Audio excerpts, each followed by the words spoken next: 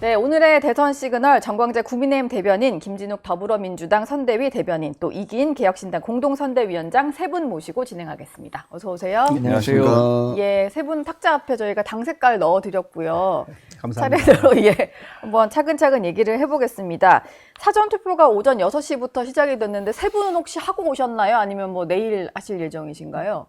아직 못했고. 아직 저는 요거 못하셨고. 끝나고. 네. 정광재 대변인은 저 또 오늘 오전에 방송이 잇따라 있어서 예. 그 방송 좀 쉬는 시간에 가까운 사전투표도 찾아서 하려고 합니다. 예, 저도 내일 출근하기 전에 한번 해볼까 하는데 사전 투표율이 이제 6시 때 발표된 걸 보니까 최고치를 좀 기록을 하면서 관심이 꽤 높은 것 같아요. 근데 그 보통은 이제 금토를 하는데 이번에 평일에 목금 이렇게 이틀 하다 보니까 예상보다 낮지 않을까 이랬는데 좀 사전 투표율이 역대 최고치 기록하는 거 이건 좀 어떻게 해석을 해야 될까요? 그러니까 지난 대선과 비교했을 때 7시 기준, 저 8시 아직 데이터를 못 봐가지고 예. 7시 기준으로 보면은 지난 대선 때는 0.58%였었는데 제가 말씀 끊어서 죄송한데 8시 기준으로 나온 걸 보니까 전국이 2.24%. 아하, 지난번 대선이랑 비교를 해봐야 될 텐데요. 지난번 대선이랑 비교해도 한 1%포인트 정도 그러니까요. 높은 것 같네요. 예, 제가 7시, 그 데이터가 나오는데 예. 거의 뭐 2배의 수준이거든요.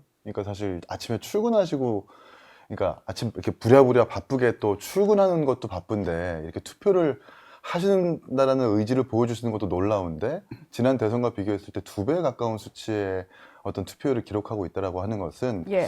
확실히 이번 선거의 의미라고 하는 것이 확실히 뭔가 찍어줘야 된다라는 혹은 뭐 심판해야 된다라는 선거의 어떤 의미가 좀 강하지 않을까 싶고요. 사전 투표율도 마찬가지겠지만 지금 얼마 전에 이제 기사가 났었던 재외국민 투표율도 사실 굉장히 놀라웠거든요. 재외국민 투표율도 역대 최고라는 건 아닙니까? 79%를 기록했고 또 모수인 등록 명부율도 봐야 되는데 그 직전 대선보다 훨씬 한 14%가 올라갔다는 거예요. 그 아시아주, 미주 뭐 다양한 지역이 있는데 아프리카에서도 그렇게 2,500명씩이나 그래요. 선거를 네. 한다. 아프리카에서 계신 분들도 선거를 한다는데. 거기 이동 거리도 되게 길 텐데. 그러니까 투표하러 국내에 가려면. 계신 분들도 손쉽게 투표하실 수 있기 때문에 아마 이번 선거는 역대급 투표율을 기록하지 않을까 싶습니다. 네. 민주당 입장에서는 투표율 높은 거를 또 뭐 다들 이제 뭐 자기들 기준으로 해석하시겠지만 어떻게 좀 해석을 할 수 있을까요, 이거는? 그러니까 이번에 뭐 이제 막 이제 투표가 시작이 됐기 때문에 좀 앞으로 이제 추이를 내일 저녁 6시까지 지켜봐야 되겠습니다만 일단 시작이 지난 직전 대선의 2배 이상 시작이 된다라는 것은 굉장히 의미 있다. 많은 국민들께서 이번 대선의 의미를 잘 알고 계시는 게 아닐까. 네. 이번 대선은 지난 12.3 비상겸을 발동했던 윤석열 전 대통령이 파면당하고 그로써 생긴 그 대선이기 때문에 네. 그 대선에서 어떤 그 새로운 대한민국을 만들어야 되겠다라는 그런 의지들 이런 것들이 국민들께서 좀 많이 갖고 계시는 게 아닌가라는 생각이 들고 국민들께서 생각하시는 이번 대선에서의 어떤 시대 정신이랄까요? 이런 것들은 뭐 미래를 바라보는 부분도 분명히 있겠지만 네. 지난 그 비상겸에 대한 심판적 성격을 상당히 많이 갖고 반드시 투표를 참여하겠다. 나의 소중한 주권을 반드시 행사하겠다. 이런 의지가 지금 있는 거 아닌가. 현재까지는 그렇게 좀 분석하고 있습니다. 국민의힘도 사전투표 동료를 엄청 열심히 하셨는데 네. 투표율 높으면 뭐 국민의힘 입장에서도 좋은 거잖아요. 평소대로라면 우리나라 정치 공학적으로는 투표율이 높으면 일반적으로는 진보 정당에 유리하다. 그러니까 네. 민주당에 유리하다. 이런 공식이 있었는데 이번엔 좀 사정이 크게 다를 거로 봅니다. 그래서 어젠가요? 투표율 80% 기록하면 우리가 이긴다. 이렇게. 80%. 네. 근데 굉장히 높은 수치죠. 네. 뭐 그런데 19대 20대 국회 대통령 선거가 다 77%를 기록했기 때문에 80%가 아주 높은 숫자라고도 볼 수 있는 건 아니에요. 네. 사전 투표가 정착하면서부터는 그 대선 투표는 상당히 높게 나오기 시작했거든요. 예. 왜 높은 투표율이 우리 당에 유리할 것으로 보느냐?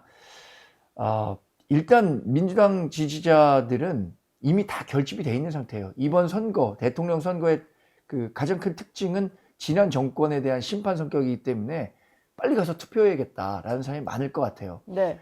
반면에 우리 당 지지자들은 이번 전체적인 여론 구도가 이거 내가 투표해도 우리가 지겠는데? 라는 생각을 하고 투표를 포기하려고 하는 사람들이 많을 거라고 걱정하고 있거든요. 네. 근데 그 높은 투표율로 이어진다는 것은 그렇게 투표를 안 하겠다고 한 우리 지지자들이 적극적으로 투표장에 가겠다는 행위로 해석할 수 있기 때문에 높은 투표율은 이번에는 우리 정당이 상당히 유리하게 나올 거다. 예. 이른바 샤이 보수들이 투표를 네. 포기하지 않고 본인의 한 표를 행사한다면 우리 당의 역전 가능성은 여전히 충분히 남아있다. 이렇게 평가합니다. 김문수 후보가 사전투표에 대한 이제 보수 지지층 일각에서는 여전히 부정선거 의혹이 있다 보니까 이걸 좀 불식시키려고 노력을 많이 한 것 같은데 네. 이게 유세에 다니시다 보면은 여전히 좀 걱정하는 기류가 있나요? 아니면 이제는 조금 그래도 나가서 해보자 이런 분위기인가요? 그 사실 지난해 총선을 제가 치르는 과정에서도 네. 여러분들이 부정선거 얘기를 했어요.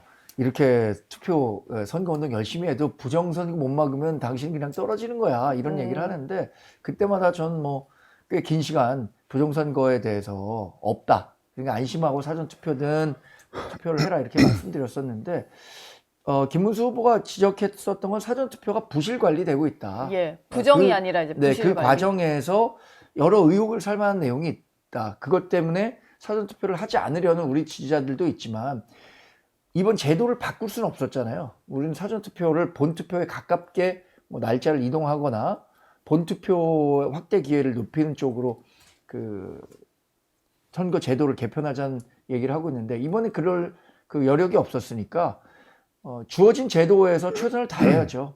그래서 사전투표에 대한 예. 관리 감독을 충실히 아주 철저하게 할 테니까 안심하고 사전투표에 응해달라 이런 메시지들을 꾸준히 발신하고 있습니다.